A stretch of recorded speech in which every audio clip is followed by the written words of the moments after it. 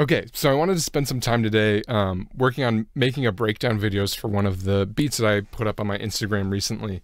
So it's very off the cuff, kind of bear with me if this gets a little rambly, but I'm just going to give it a shot and see how it goes. So just as a point of reference, here's what the final beat sounded like.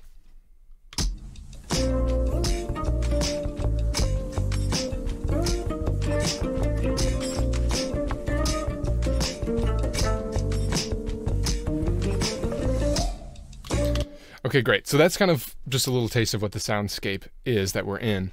So for this beat, I used two pretty important samples that kind of were both the inspiration for the beat and are present throughout the whole thing.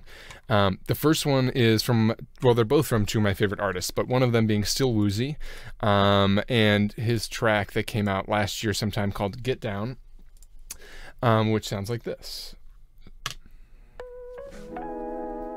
So as you can hear, this is the original, and for the beat, I kind of pitched it way down and chopped it up. But I just used this beginning section before it gets into the real song, which is an absolute jam. But I was really interested in these keys. I thought they sounded really good, very organic, kind of fun sounding keys with some nice little riffy things in there. Chords are great. And I also really liked how the vocal sample sounded when I started messing around with it a little bit, which didn't end up playing as big a role as I thought it would when I got into actually making the beat, but I think there are still some really interesting things that that vocal does to the beat. So the other one is a percussion little loop that I kind of ripped off of the beginning of Hiatus Kaiyote's Red Room off their new record. So that's it. Just this percussion loop right here is what I kind of snagged and just made it fit with that Still Woozy sample right off the beginning of his track. And that was kind of when I got off to the races with this beat. Still Woozy, that sample ended up sounding like this when I chopped it up and slowed it down a little bit.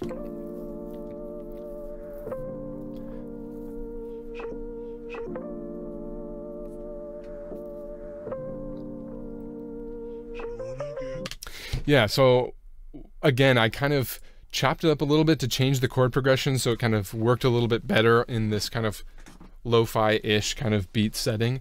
Changed the chord progression around just so that it could kind of keep the movement going and kind of change the character of it a little bit. I also really liked how it sounded when I chopped along the vocal in here just to give it some more momentum. So that sounds like this. So just those little things kind of give it a little bit of that humanizing element and kind of keep pushing the beat forward, which is kind of, as you'll see, especially when we talk about percussion, that's kind of the theme of what I was kind of trying to create with the feeling of this beat. Yeah, so nothing too complex here. And then of course trying to getting that she wanna get thing, that little bit of that vocal sample, keeping that in there, which you can hear kind of here in the middle of the beat, which I'll play with the whole beat. But it's very quiet. It kind of like really blends into the background if you're not paying super close attention or if you're not expecting it. So the other sample served as the foundation of my kind of percussion space here.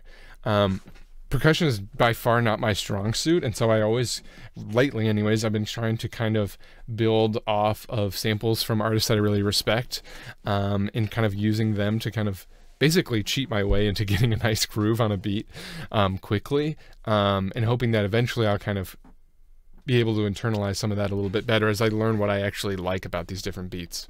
But I think for this one, it definitely comes from how human this sounds. Obviously, this was played on a live kit by the wonderful drummer from Hiatus. The groove is really subtle. There's not a whole lot of swing or anything like that. But I like how it kind of sits back on the beat a little bit, especially in the context of this track, because that kind of contrasts really well with a lot of the other kind of driving forward elements that I've kind of added along the way. So right away I decided that it needed just a little bit more of that beat 1 and beat 3 kind of emphasis with just a kick and a snare. So I took from another one of my favorite artists, Unknown Mortal Orchestra, and I added from their track That Life, which sounds like this on its own. So that's the sample. So together those sound like this, which I will solo so we don't get any bleed in here, but so you can see that just kind of adds just a little bit more of emphasis, but it keeps the same character from Hiatus. I just played this live on my MIDI controller and just did one take and decided, you know, there are some mistakes in here for sure, but that kind of human element again is kind of what I'm trying to go for. And you can see these kind of try to sit pretty similar with the groove here. So, you know, I'm a little bit ahead of the beat on these, and then this one's a little behind, so I'm a little behind, trying to kind of mimic that same feeling, just so it feels like it was from one kit. The final part of the percussion groove is this sample here that I grabbed from Splice. I think I searched metal shaker or something like that to find something that breathes a lot and added a lot of that kind of forward momentum that I wanted. So that sounds like this on its own.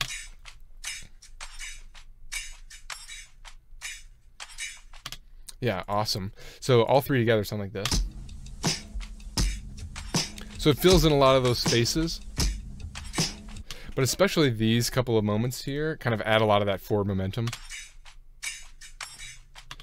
These ba-ba-ba-ba, da-da-da-da things kind of add a lot of that forward movement, which I thought was fun, and added a lot of kind of that breathing texture that I'm really interested in beats right now. Just a lot of that human element. So I'm going to add in the FX that I brought in on the beat here underneath, which are very subtle, and I'll solo it here in a second.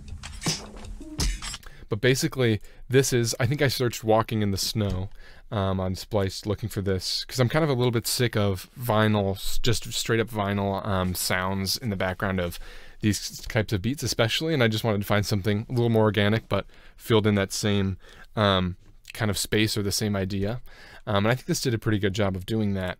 And maybe almost too good of a job, because it really does pretty much just sound like vinyl crackle with some extra little sounds in there. But on its own, you get some of these little textures, I think, add a lot and are just fun. But it kind of occupies that same space. And then kind of moving along to talk about some of the risers for transitions that I use in this beat. This is something that I've done a lot recently, but this is basically just me going into the mic really close, and then kind of breaking it up into two, just copy and pasting it into two different tracks, panning it hard left and right, and then I pitch them both down on this one. Sometimes I pitch one and not the other, but these are both pitched down, I think, yeah, so 7 half steps there. So just, you know, perfect fifth. And then on one of them, I have reverb. I've got Valhalla going, pretty subtle, really quick decay, 23%. And then on the other one, it's completely dry. So this one's wet and this one's dry, which just kind of adds some contrast left and right, just for some interest. But the big reason why I pitch it down is because I think it sounds too much like a dude, which is exactly what it is, like a dude going otherwise. And if you pitch it down, it sounds a little bit more abstract, and I don't think the human ear picks it up quite as quickly as just somebody making a weird sound into a mic. So in context, these risers sound like this.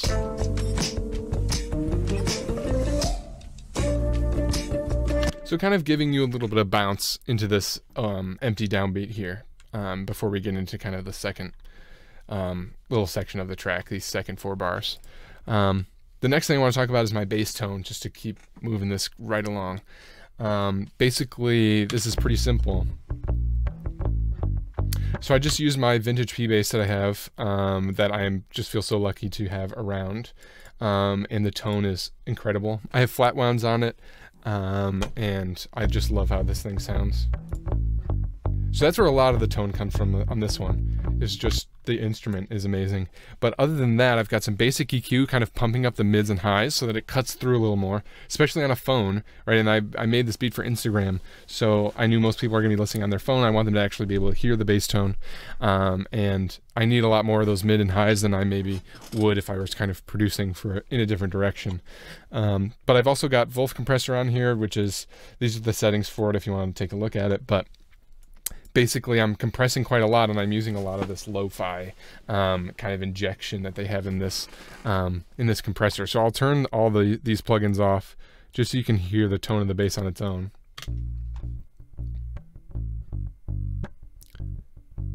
Versus, so you can hear, obviously it makes it quite a bit louder, but this compression also brings out a lot of the character and a lot of the littler moments and the more interesting little parts of the bass that you wouldn't hear otherwise. But then I've also got this Ready plugin from Kush Audio here on the end of it, which is kind of this really interesting bass tube kind of pump plugin. I don't really know exactly how to describe it perfectly, but essentially how I use it is to kind of add in more low end and a lot of thickness to some of these bass lines that kind of make it gesture more towards a sub bass or a synth bass, something like that. Just some sine wave action, or in other cases some 808 kind of feels, but not so much in this case. But it adds some nice headroom, so it doesn't clip too much because I don't want this clipping here, but it still kind of pumps it up a little bit. So I'll play it with and without, just from right here. So here it is with it, and I'll turn it off. So you can see it just gets a little thinner, falls back a little farther.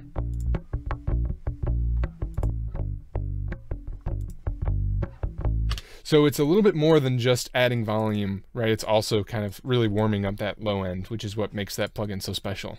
But that's pretty much it. It's a really simple bass tone, and really a lot to do with just the how great that instrument is. So finally, I have kind of my little the lead tone here which is generated basically by me plucking on the cello, so a bunch of pizzicato stuff. And for this one I kind of just did a big long solo, which I'll show you what it looked like initially just by taking this sample here and dragging it out. So I basically just sat down and did a bunch of different takes of this and doing a bunch of different improv. So just played it all the way through over the beat, just saw what happened, and then finally I kind of came back through and chopped it up a little bit and gave it a little bit of repetition. You can see these two sections here are just copied and pasted, just so that the listener has something to come back to a little bit familiar. And then these two sections are obviously different. So basically there was a whole other section here that I didn't like how it sounded, and I just cut it out and added the beginning back in again. There's a little bit of funniness going on here, because that's not how I played it, but I thought it kind of added a little bit of excitement and a fun little transition there. But basically this tone comes from, again, copying the solo, panning it hard left, right, and then taking one up an octave with all the formants still in there. So on Ableton, you have these different algorithms for pitch changing. And we've got Complex Pro are the ones that you would usually use for something melodic like this. But Complex Pro basically allows you to choose from 0 to 100 how many formants or what percentage of the original formants are still in it. And essentially what that does is, and I'll play it with the formants all the way down. Well, I'll play it first how it sounds. It's a little goofy on its own, but so with the formants all the way off, it sounds like this. So it's a lot harsher, and it doesn't have a lot of that warmth that the cello is kind of known for. And so adding the formants back in kind of brings some of that original character of how the sound is supposed to be, or how it originally was. This is super obvious when you use it on vocals. Like if you do a vocal take and you have it pitched up and you have your formants all the way on, it'll sound a lot more like your actual voice. But if you have them all the way off, it'll sound a lot more like Alvin and the Chipmunks, or if you go low, it'll sound a lot more like just kind of a monster, scary sound. So the idea basically of formants is to kind of let you change the pitch while holding on to a lot of that original character. So in this case, I keep all of the character in because I want it to be warm and kind of has more of an effect rather than actually really changing the tone of the entire thing. So together they sound like this.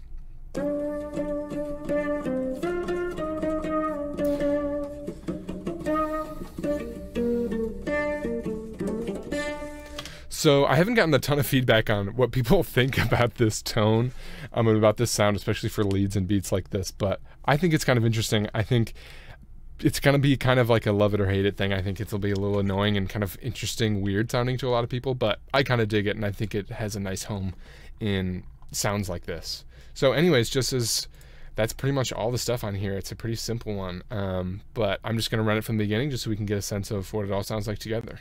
Thanks for listening.